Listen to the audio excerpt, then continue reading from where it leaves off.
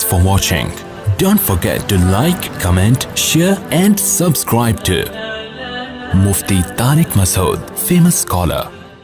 اور وہ گائیڈنس اسلام کے علاوہ کسی کے پاس نہیں ہے. تبھی قرآن کہہ رہا ہے کہ قرآن وہ کتاب ہے الفرقان جو حق اور باطل یعنی وہ مسائل جن میں انسان کنفیوز ہے کہ صحیح کیا ہے غلط کیا ہے ان میں فرق کرتا ہے اور فارغ نہیں ہے. فرقان کا مطلب ایسا فرق کر کے بتاتا ہے کہ دودھ کا دودھ اور پانی کا پانی کر دیتا ہے. وہ ایسی گائیڈنس ہے کہ جب تم الحم سے لے کے والناس تک نیوٹرل ہو کے قرآن پڑھو گے تو تمہیں پتہ چل جائے گا صحیح کیا ہے اور غلط کیا, اور ایسا پتہ چلے گا کہ دودھ کا دودھ اور پانی کا پانی ہو جائے گا. ایسے کانسیپٹ کلیئر ہو جائیں گے تمہارے.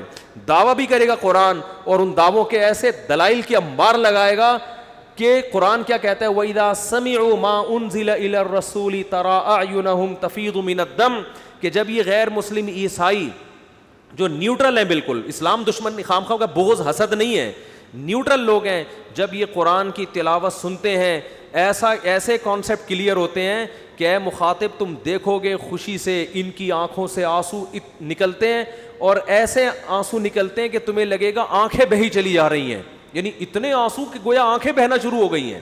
تفیض من الدم, تم ان کی آنکھوں کو دیکھو گے کہ وہ آنسوؤں سے بہہ رہی ہیں. مما عرفوا من الحق, اس لیے کہ حق ان کے سامنے واضح ہو جاتا ہے. اور ایسے کتنے واقعات ہیں لیکن اس کے لیے تعصب سے بالاتر ہوگی, نیوٹرل ہو کے قرآن کا مطالعہ کرنا پڑتا ہے. اگر آپ کسی قوم کی دشمنی میں آ گئے, دشمنی میں آنے کے بعد جب آپ اس کی کتابوں کو پڑھو گے نا تو آپ کو بس آپ اس میں کیڑے نکالتے رہو گے بیٹھ کے. یبغونہا عوجا, قرآن اسے کہتا ہے یہ جب تلاوت کرتے ہیں تو یبغونہا عوجا, یہ اس میں کجی تلاش کرتے رہتے ہیں. یہ کیا تلاش کرتے ہیں تو بیٹھ کے کیا کرتے رہتے ہیں اعتراض نکالتے رہو. جیسے وہ چھوڑو ابھی تو کتابوں سے نا, تو جب آپ پازیٹیو سوچتے ہیں نیوٹرل ہو کے سوچتے ہیں حقیقت میں لبرل بن کے سوچتے ہیں آپ, تو آپ کو پتہ چلے گا بھائی قرآن کے علاوہ کسی اور کے پاس سیدھا راستہ ہے ہی نہیں گائیڈ کر سکتا. آج تک دنیا یہی فیصلہ نہیں کر سکی کہ شراب پینی چاہیے کہ نہیں پینی چاہیے, یہی فیصلہ نہیں ہو سکا. پی رہے ہیں. آج ایک خاتون نے مجھے بتایا کہ ان کے میاں نے انہوں نے اپنے میاں سے طلاق لی. کس بیس پہ لی ہے؟ میاں پیتے تھے. میاں کیا کرتے تھے؟ پیتے تھے. جب پی کے ٹن ہوتے تھے تو آپ کو پتہ ہے پھر ٹن آدمی تو چاقو بھی مار سکتا ہے. تو انہوں نے بہت سمجھایا چھوڑ دو. اس نے کہا میں غریبوں والی شراب نہیں پیتا, میں برانڈ پیتا ہوں, اچھی شراب پیتا ہوں. دلیل ہے, دلیل تو یہ بھی ہے. تو یعنی عقل ہر چیز میں آپ کو کیسے گائیڈ کرے گی بھائی. آپ چرس کے فضائل مناظرہ کر لو کسی چرسی سے, آپ اس سے مناظرہ نہیں جیت سکتے. مثال کے طور پر فرض کر لو کوئی چرسی سے آپ کا مناظرہ ہو رہا ہے, آپ چرسی کو دلیل دو گے یہ غلط ہے, نشہ آتا ہے اس سے دماغ کی کھوپڑی گھومتی ہے, تو کہہ رہے کھوپڑی گھومنے سے مزہ آ رہا ہے کہ نہیں آ رہا. تو ہم جب دنیا میں انجوائے کرنے کے لیے پیدا ہوئے ہیں تو اگر کھوپڑی گھوم کے انجوائے کر رہے ہیں تو کھوپڑی کو بغیر گھما کے ٹینشن لینے کی کیا ضرورت ہے. آپ اس سے کہو اس سے صحت خراب ہوگی جلدی مر جاؤ گے, تو کہے گا تو میری لائف ہے بھائی, میں جلدی مروں میں دیر سے مروں ہے بھائی. اگر میں جلدی مر بھی جاؤں تو میری لائف ہے نا, کسی اور کو دخل اندازی کی اس میں اجازت کیوں ہے؟ میں چاہتا ہوں 4 دن کی زندگی ہو لیکن مزے کی ہو. تو عقل سے آپ ثابت کر سکتے ہو کہ تو غلط کر رہا ہے, بولو نا.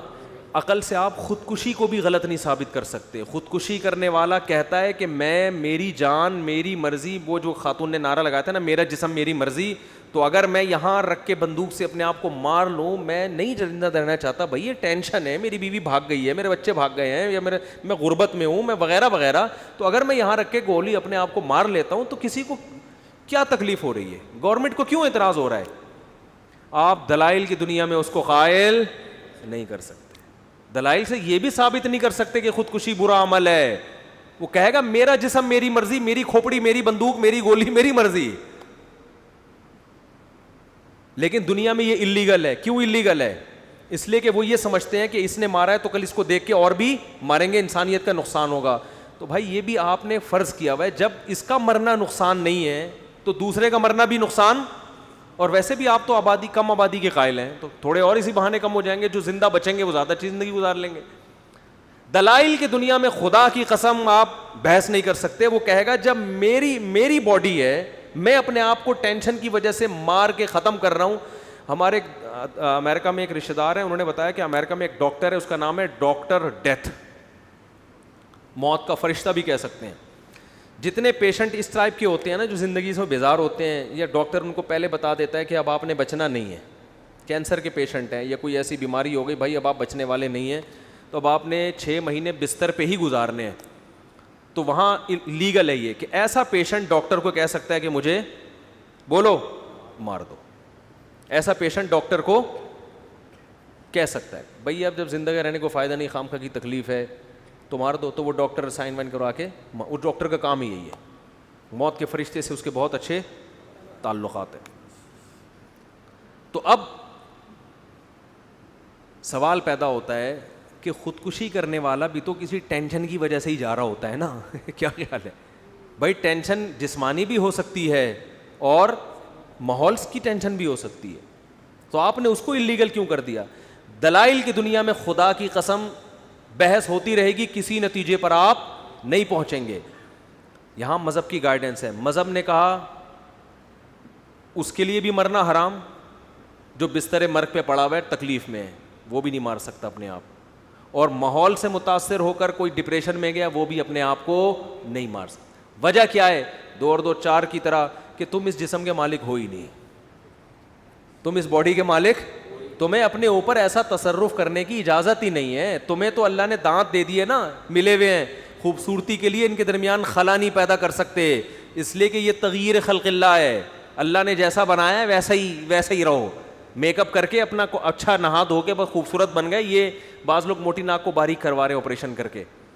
بعض کیا کر رہے ہیں, اس نبی کے زمانے میں بھی ایسا ہوتا تھا کہ بعض عورتیں یہ دانتوں کے درمیان خلا پیدا کرتی تھیں جس سے دانت خوبصورت لگیں. نبی صلی اللہ علیہ وسلم نے لعنت فرمائی ان عورتوں پر, المتفلجات, جو اللہ کی اس تخلیق کو بگاڑتی ہیں. بھائی ڈینٹنگ پینٹنگ کی اجازت نہیں ہے, اسی میں لپائی پتائی کر لو, تھوڑا تیزاب سے نہا لو, صاف ستھرے ہو جاؤ گے. بس اتنا تھوڑی ہے کہ ناک پتلی کر دی اور یہ جیسے گورے کر رہے ہوتے ہیں. گورے کہتے ہیں ہمیں اپنی باڈی پہ اختیارات ہیں. آپ نے ان کے بال دیکھے ہیں؟ کسی نے ایسے بال بنائے ہوئے, یہاں سے اس طرح چلایا ہوا ہے, بیچ میں ایک سڑک بنی ہوئی ہے, ادھر سے سائڈوں پہ قیام و تام کے ہوٹل کھولنے کی دیر ہے بس. ٹھیک ہے نا. اسلام نے اس پہ کیا کر دیا؟ پابندی. بھائی پورے سر کے بال رکھو, یہ پورے بال ٹینٹ کراؤ. یہ جو ڈیزائن بنا رہے ہو نا عجیب عجیب سے, یہ کھوپڑی تمہاری نہیں ہے کہ پیالہ رکھ کے کاٹ رہے ہو بال. کبھی یہ ڈیزائن بنا رہے ہو, انسان کے بچے بنو, تم غلام ہو. جیسے ماں باپ پابندیاں لگا رہے ہوتے ہیں نا اپنے بچوں پہ, بھائی تو کیا شکل بنا کے گھوم رہا ہے, تو اللہ بھی پابندی لگا رہے ہیں, تم میری مخلوق ہو, تمہیں اپنا ڈیزائن چینج کرنے کی اجازت نہیں. ہاں ایکسیڈنٹ میں کسی کی ناک خدا نخواستہ ٹیڑھی ہو گئی یا کسی کے دانت بہت زیادہ باہر نکلے ہوئے تھے, جو ایک عیب ہے, اس عیب کو ختم کیا جا سکتا ہے. خوبصورتی کے لیے تبدیلی جائز نہیں ہے.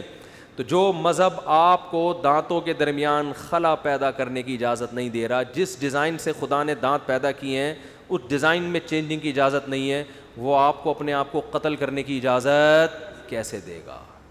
رہا یہ مسئلہ, گورا کہتا ہے کہ اس زندگی کا کیا فائدہ جس میں ٹینشنیں بہت ہیں اور ہم بستر مرگ پہ پڑے ہوئے ہیں, گردے بھی فیل ہو گئے, 3 مہینے بعد تو ڈاکٹر نے کہا ویسے ہی مر جانا ہے, تو زندگی کا کیا فائدہ؟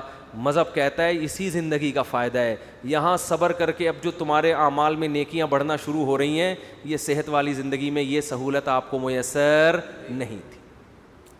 آپ کو یہ سہولت میسر نہیں ہے, مرنے کے بعد ہوگا, دروازہ بند, ابھی یہ سہولت میسر ہے.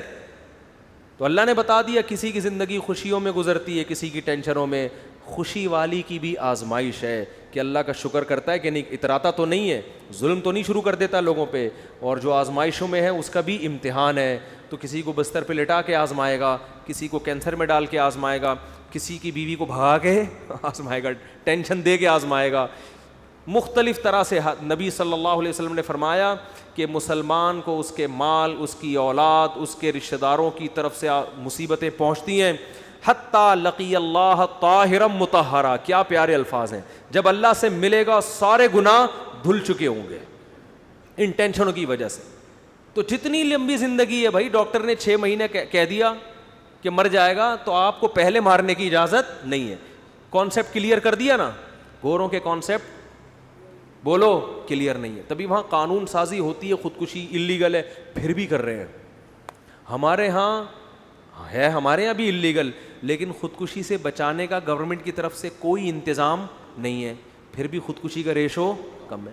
میں آسٹریلیا میں گیا نا, جتنے ایسے پوائنٹ ہیں نا وہاں پہ جہاں سے کوئی گر کے اپنے آپ کو مرا سکتا ہے, وہاں انہوں نے باڑ لگائی ہوئی ہے, بندہ نہ جائے یہاں پہ. کوئی بھی ایسی جگہ نا جہاں ان کو یہ خطرہ ہے کہ لوگ اپنے آپ کو آ کے مار سکتے ہیں, گورنمنٹ نے وہاں پہلے سے انتظام کیا ہوا ہے کہ لوگ نہ مریں. ہمارے یہاں کوئی انتظام ہے؟